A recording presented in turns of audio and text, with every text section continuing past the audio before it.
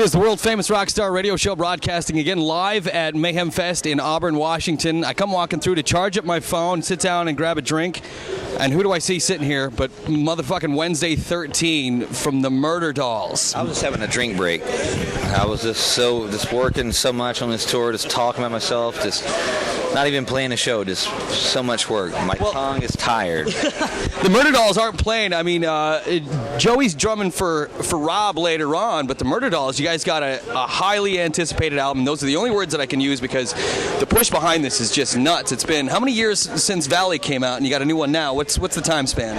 It's been 8 years since the release, and so 8 years later. It's long awaited. We talked a little bit. 25 when it happened. So now you're 26. I was just trying to do the math. In rock years, it's 26. It's like dog years, you know. Never tell anyone your real age. It used to be called the metal edge age. You never get past 28, 29. No, look at Lemmy. He's 1,000 years old, and he's healthier than everybody. But you're Lemmy. It doesn't matter. No, it doesn't. Yeah. The new record, Women and Children Last. You guys got a video shot. You got the single out, My Dark Place Alone. Can you tell us a little bit about that tune?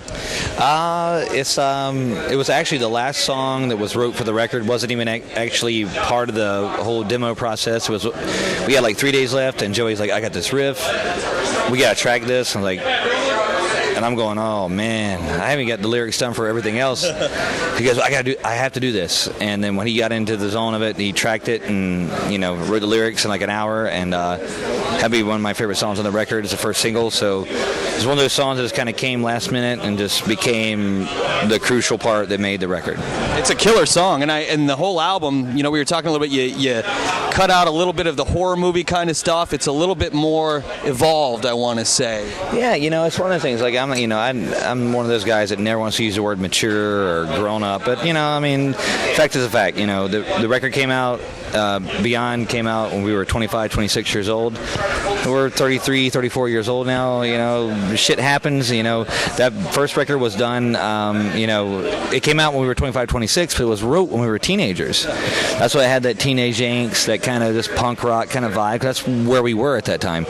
And now, you take it from there, and then you take 8 years later after the first release, and we're different people. We're in different places, and we're not living in a bedroom at our parents' house now. We're on a tour bus, and we're seeing the world, and we're seeing stuff, and we're seeing life. And it's like, for me, it's more fun to kind of sing out of the box I've been kind of pushed into, as far as being the horror movie guy. And it's like, I did it for over 15 years of doing horror movie stuff. So it's like now I'm telling more stories about just what I hear. Like when I hear a song now, like the record, it's not about any kind of movie at all. It still can be considered horror. You have songs like Summertime Suicide, Chapel of Blood. Those are songs that are just, there were songs I just thought about when I heard the music. I made I just made up this visual thing and make lyrics for it. So instead of like watching a movie going, all right, Dawn of the Dead, when there's no more room in hell. It's like, that's easy to do.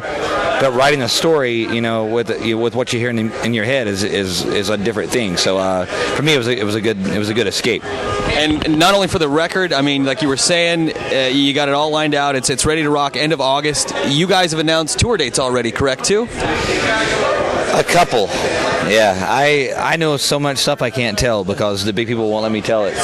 But our first confirmed date is the Ozfest in London, the very first Ozfest date, September 18th. Oh. Yeah, so it's us, and we're right before Korn and Ozzy. So that's our first return back to the UK after